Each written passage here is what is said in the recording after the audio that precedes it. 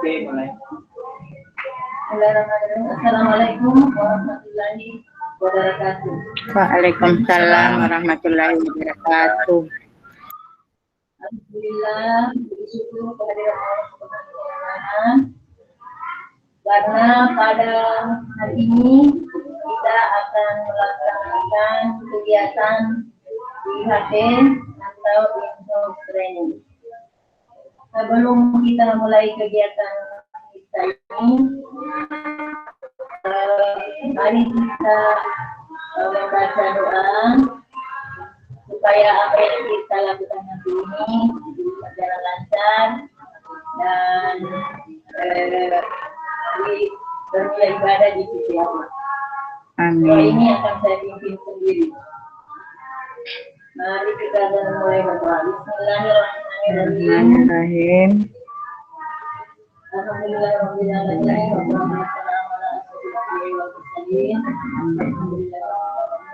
Ya Allah, berikanlah kami kelancaran dalam mengikuti kegiatan ini dan berikan kelapangan bukakan pintu hati kami kepada Allah. Amin. Selanjutnya kami mempersilakan kepada Pasal untuk membawakan materi info trainingnya atau IHT-nya. Untuk itu kami persilakan.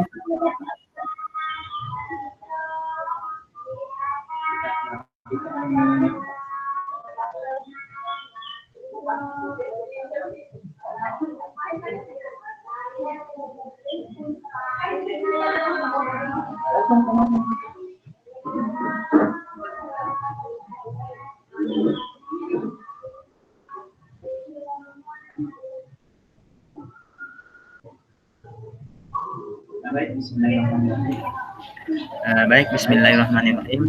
Assalamualaikum warahmatullahi wabarakatuh. Waalaikumsalam warahmatullahi wabarakatuh. Alhamdulillahirrahmanirrahim. Terima kasih kesempatan yang diberikan kepada saya, ibu-ibu sekalian. Insya Allah pada kesempatan ini saya akan membawakan materi yang berjudul asesmen diagnostik. Ya, sebelum itu saya ingin menanyakan kabar Bapak, ibu-ibu sekalian, bagaimana kabar semua? Alhamdulillah baik, sehat. Alhamdulillah. Baik, untuk efisiensi waktu ya, saya langsung saja share screen.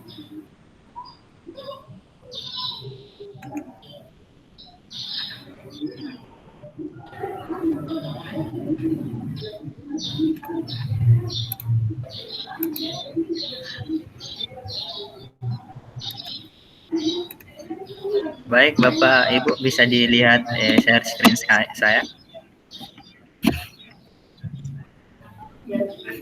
Ya, sudah terlihat asesmen diagnostik. Ya, terlihat. Baik, saya langsung ya.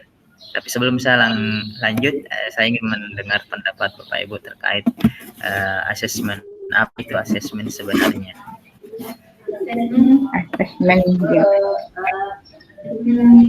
Asesmen adalah penilaian. Sebelum memulai pembelajaran. Ya, penilaian awal sebelum memulai pembelajaran. Ya, kalau Ibu Asma, asesmen itu apa? Asesmen itu adalah penilaian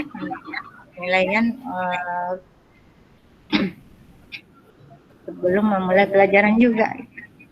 Oh iya, terima kasih banyak Ibu sekalian yang telah memberikan jawabannya. Ya, baik, jadi benar ya, asesmen itu adalah penilaian. Nah, pada kesempatan ini saya akan menjelaskan terkait asesmen diagnostik. Ya, untuk pada kesempatan ini agenda sesi pada pertama ini adalah kita akan mengetahui tujuan asesmen diagnostik. Ternyata asesmen itu ada dua, ada asesmen diagnostik non kognitif, ada asesmen diagnostik kognitif. Ibu-ibu sekalian, kalau kognitif kira-kira apa itu ya? Iya. Oh iya. Ya betul, pengetahuan ya. Selanjutnya di sini kita masuk di tujuan asesmen diagnostik. Apa sih sebenarnya tujuan dari asesmen diagnostik itu? Jadi di sini ada beberapa tujuan asesmen diagnostik, baik non kognitif maupun kognitif. Nah, kita fokus di non kognitif dahulu, Bapak Ibu. Ini yang pertama, untuk mengetahui kesejahteraan psikologi dan sosial emosi siswa. Jadi untuk mengetahui tingkat emosi siswa kita bagaimana. Jadi ini biasanya asesmen ini dilakukan sebelum atau di awal pembelajaran. Kemudian yang kedua, mengetahui aktivitas selama belajar di rumah. Dengan asesmen ini kita mengetahui aktivitas siswa kita, bagaimana proses belajarnya di rumah. Kemudian mengetahui kondisi keluarga siswa, mengetahui latar belakang pergaulan siswa, dan mengetahui gaya belajar, karakter, serta minat siswa. Ya, seperti itu ya untuk tujuan dari asesmen non kognitif. Nah, kalau kognitif bagaimana? Mengidentifikasi capaian kompetensi siswa, apakah yang kita sudah ajarkan sudah mencapai atau tidak. Kemudian yang kedua, menyesuaikan pembelajaran di kelas dengan kompetensi rata-rata siswa. Nah, dari asesmen kognitif ini kita akan mengetahui kemampuan siswa kita. Ada yang cepat, ada yang lambat, ada yang sedang-sedang saja. Kemudian ini memberikan kelas remedial atau pelajaran tambahan kepada siswa yang kompetensinya di bawah rata-rata. Jadi asesmen kognitif ini bisa kita pakai untuk melihat siapa siswa kita yang remedial, siapa yang perlu pelajaran tambahan. Ya, itu ya ibu-ibu sekalian. Jadi paham terkait tentang asesmen diagnostik non kognitif dan kognitif ya. Kalau asesmen non kognitif, ibu-ibu sekalian sering dilakukan ya? Atau bagaimana pengalaman ibu sekalian? Biasa kami. Oh iya. Kalau Ibu Asma bagaimana? Iya, kalau non kognitif biasa juga dilakukan. Ya, terutama mengetahui latar belakang keluarga mereka berasal dari keluarga mana, itu yang biasa sering pertama kami lakukan, mengenal keluarga anak bersama keluarga. Oh iya, terima kasih ibu-ibu sekalian. Benar sekali ya. Jadi alhamdulillah ibu-ibu sekalian sudah pernah melakukan asesmen non kognitif, dan pastinya untuk asesmen kognitif sudah sering sekali kita lakukan. Nah, baik, kita masuk di fokus di asesmen diagnostik non kognitif ya. Ya, jadi asesmen diagnostik non kognitif ibu-ibu, asesmen ini biasa di awal pelajaran dilakukan untuk menggali hal-hal seperti berikut: kesejahteraan psikologis dan sosial emosi siswa, aktivitas siswa selama belajar di rumah, kondisi keluarga dan pergaulan, dan gaya belajar, karakter, serta minat siswa. Nah, tahapan melaksanakan asesmen diagnostik non kognitif itu ada 3. Disiapkan soal-soal apa yang perlu ditanyakan sama siswa. Kemudian tahap pelaksanaannya itu seperti apa, apakah tetap muka, secara online. Jadi ibu-ibu sekalian yang tentukan. Kemudian tindak lanjut, misalnya hasil asesmen non kognitif itu didapatkan bahwa siswa kita ada yang kurang, maka bagaimana tindak lanjut kita ke depannya. Misal ada siswa kita yang belum pintar membaca, tindak lanjut kita bagaimana? Apakah diberikan program khusus, tambahan pelajaran khusus, atau bagaimana? Itu ya. Ya, ini tadi sudah saya jelaskan. kita ke asesmen kognitif. Nah, untuk asesmen kognitif ini dapat dilakukan secara rutin, baik setelah kita di awal pembelajaran maupun setelah di akhir pembelajaran. Ya, untuk tahapan pelaksanaannya itu kita perlu juga persiapan soalnya pastinya, kemudian pelaksanaannya mau online atau tidak, meminta siswa ke sekolah ambil satu persatu soalnya boleh juga. Kemudian didiagnosis dan ditindaklanjuti. Baik Bapak Ibu sekalian, mungkin sebelum lanjut kita ice breaking dulu ya supaya kita lebih semangat lagi untuk melanjutkan materinya. Ya baik, silahkan. Ya. Kita ice breaking dulu Bapak Ibu. Mari kita breaking burung kakatua. Burung kakatua hingga di jendela, nenek sudah tua, giginya tinggal dua. Itulah ice breakingnya hari ini.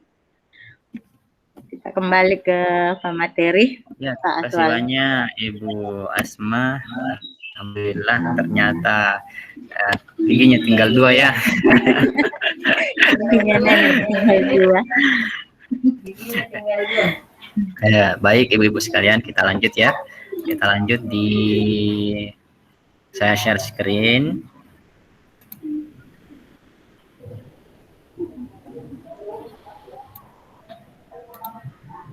Ya, sudah terlihat Ibu-ibu sekalian? Sudah kelihatan ya. Ya, jadi kita masih di asesmen diagnostik kognitif. Ya, jadi tahapan tadi itu adalah persiapan, disiapkan soal-soalnya, kemudian pelaksanaannya, baik online maupun offline boleh. Kemudian dari semua kegiatannya atau hasil asesmennya itu kita diagnosis ini siswa kita kurangnya di mana. Kemudian kalau kurang apa tindak lanjut kita, misalnya beberapa siswa kita tidak lulus capaian pembelajaran, tindak lanjut kita bagaimana? Apakah diberikan tambahan pelajaran atau seperti apa? Ya, kembali ke guru apa tidak lanjut supaya siswa yang tidak lulus tadi bisa segera mencapai capaian pembelajaran atau tujuan pembelajaran. Ya, ini beberapa contoh ya. Misalnya untuk tindak lanjutnya Ibu-ibu ini kita lihat, misalnya ada siswa kita dapat A, dapat B, dapat C. Ini kemudian yang dapat C ini dan yang paham sebagian atau dapat B belum sepenuhnya paham, bisa kita memberikan tindak lanjut seperti ini, memberikan pembelajaran remedial dengan menekankan pada cara mengukur panjang benda dengan menggunakan alat ukur baku panjang seperti mistar, meteran, dan lain-lain. Ya, seperti itu ya. Baik Bapak Ibu, sebelum saya akhir materi saya, ada pertanyaan? Cukup satu saja.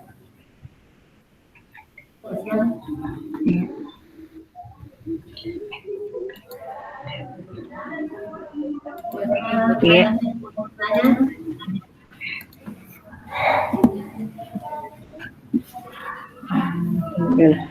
Ada pertanyaan Ibu-ibu? Satu saja.